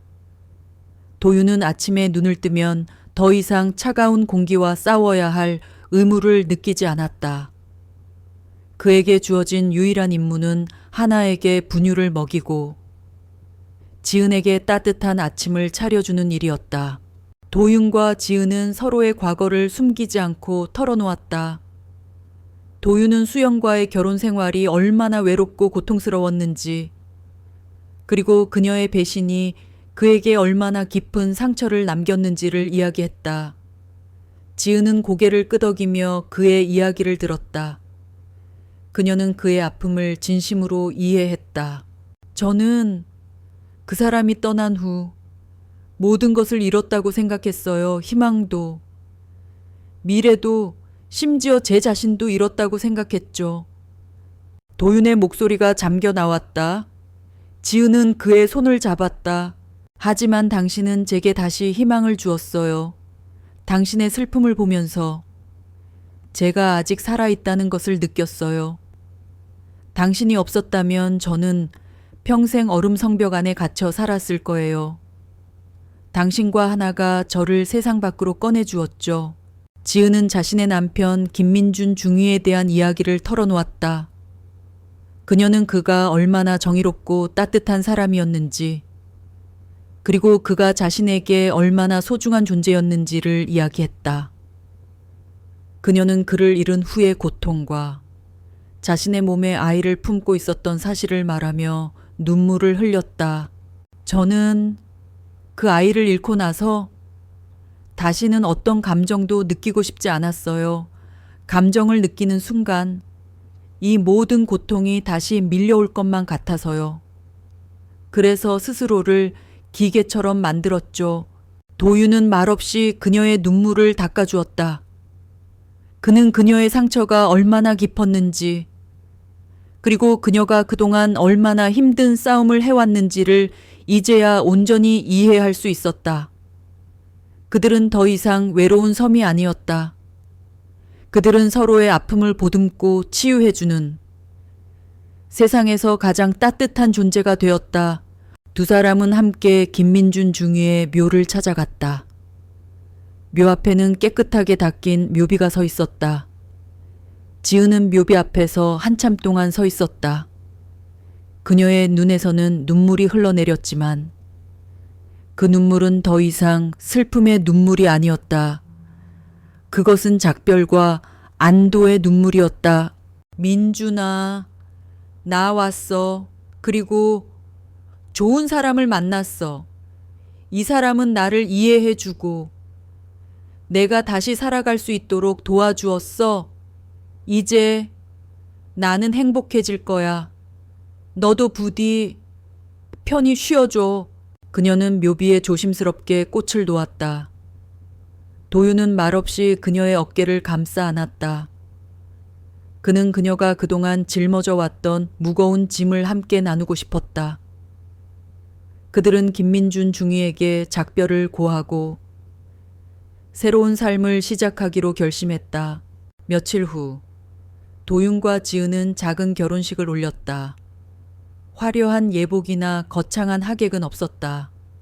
오직 대대장 박진우 중령과 그의 아내, 그리고 한도윤의 친한 전우들이 참석한 소박한 결혼식이었다. 하얀 드레스를 입은 지은은 세상에서 가장 아름다웠다. 그녀의 얼굴에는 더 이상 차가운 표정이 아닌 따뜻하고 부드러운 미소가 가득했다. 도윤은 군복 대신 정장을 차려입었다. 그의 눈에는 그녀를 향한 변치 않는 사랑과 존경이 담겨 있었다. 주례는 박진우 중령이 맡았다. 그는 주례사를 통해 두 사람의 험난했던 여정과 그들의 사랑이 얼마나 숭고한지를 이야기했다. 한도윤 대위와 서지은 중위, 두 사람은 군인으로서의 명예를 지키기 위해 싸웠고 그 과정에서 서로의 상처를 보듬어 주었습니다. 이들의 사랑은 단순한 남녀의 사랑을 넘어 서로에게 새로운 삶의 의미를 부여한 기적과도 같습니다. 이제 이들은 서로의 과거를 온전히 품어주고 새로운 미래를 함께 만들어 나갈 것입니다. 주례사가 끝나고 도윤은 주머니에서 자신의 군번줄을 꺼내 지은의 손에 쥐어주었다. 그녀는 눈물을 흘리며 그를 바라보았다. 이 군번줄은 나의 명예이자 삶이었어. 이제 당신이 이 군번줄의 새로운 의미가 되어줘. 우리의 미래, 우리의 가족, 이 모든 것을 당신에게 맡길게. 지은은 미소 지으며 고개를 끄덕였다. 그녀는 그의 군번줄을 소중하게 주머니에 넣고 그에게 자신의 반지를 건넸다. 이 반지는 저희 남편의 유품입니다. 이제 이 반지는 제게 새로운 의미를 가져다 주었습니다. 대위님께서 이 반지를 저의 새로운 시작을 위한 선물로 받아주셨으면 합니다. 도윤은 그녀의 말에 감동하며 반지를 받았다. 그들은 서로에게 새로운 희망을 선물했고 그 희망은 그들의 사랑을 더욱 단단하게 만들었다. 결혼식이 끝난 후 그들은 하나의 손을 잡고 행복한 미소를 지었다. 이제 그들은 완벽한 가족이 되었다. 그들의 사랑은 개인적인 행복을 넘어 서로의 상처를 치유하고 삶의 의미를 다시 찾아가는 치유의 여정이었다. 그들은 서로를 통해 과거의 아픔을 극복하고 새로운 미래를 향해 나아갈 힘을 얻었다. 그들의 이야기는 군대라는 거친 배경 속에서 피어난 한 송이 아름다운 꽃과도 같았다. 시간은 흘렀고 계절은 여러 번 바뀌었다. 강원도 평창의 혹독한 겨울도 매서운 칼바람도 그들의 사랑을 멈추게 하지 못했다. 한도윤과 서지은은 모든 것을 정리하고 군복을 벗었다. 더 이상 은빛 호랑이도 얼음 공주도 아니었다. 그들은 그저 서로에게 가장 소중한 남편과 아내, 그리고 하나의 다정한 부모가 되어 있었다. 그들의 새로운 보금자리는 평창의 설산이 한눈에 내려다 보이는 작은 언덕 위, 햇살이 잘 드는 아담한 주택이었다. 이곳에는 군대의 경직된 규율도, 사람들의 악의적인 시선도 없었다. 오직 사랑과 평화, 그리고 웃음소리만이 가득했다. 하나는 어느새 훌쩍 자라 아장아장 걷고 또박또박 말을 하기 시작했다. 그녀의 첫 단어는 아빠, 그리고 두 번째 단어는 엄마였다. 지은은 그 말을 들었을 때 세상 그 어떤 보물보다 더 값진 것을 얻은 기분이었다. 하나의 순수한 눈빛과 해맑은 웃음은 지은의 마음속에 남아있던 모든 상처를 지워주었다. 어느 맑은 오후, 도윤은 정원에서 하나와 함께 뛰어놀고 있었다. 하나는 아빠를 따라다니며 까르르 웃었고, 도윤은 그런 딸의 모습에 행복한 미소를 지었다. 지은은 창가에 앉아 그 모습을 바라보았다. 그녀의 얼굴에는 평온함과 만족감이 가득했다. 도윤은 더 이상 냉혹한 군인이 아니었다. 그는 다정하고 따뜻한 아빠였고, 그녀의 옆을 묵묵히 지켜주는 든든한 동반자였다. 지은 역시 더 이상 감정을 숨기지 않았다. 그녀는 이제 마음껏 웃고, 울고, 사랑할 수 있는 사람이 되었다. 그날 저녁, 하나가 잠든 후 도윤과 지은은 거실 소파에 나란히 앉아 있었다. 따뜻한 벽난로의 불빛이 그들의 얼굴을 비추었다. 침묵이 흘렀지만 그 침묵은 어색하지 않았다. 서로의 온기를 느끼며 그들은 그동안 걸어왔던 길을 되돌아보았다. 당신은 지금 행복합니까? 지은이 나지막이 물었다. 도윤은 그녀의 손을 잡았다. 당신은?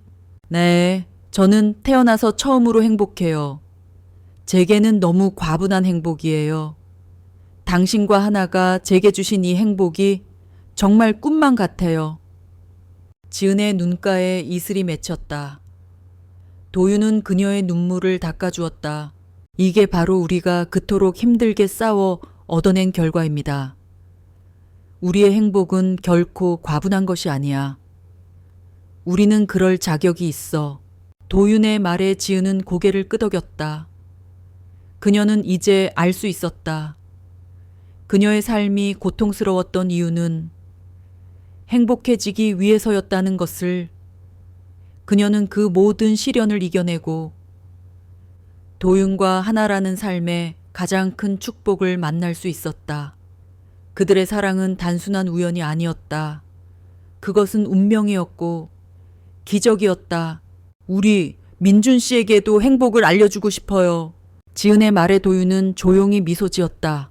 분명 하늘에서도 우리를 보며 기뻐하고 있을 거야. 우리를 축복해 줄 거야. 그들은 함께 과거의 상처를 극복하고 서로의 아픔을 보듬어 주었다. 도윤은 수영과의 이별로 인한 배신감을 극복하고 새로운 가족을 만들었다.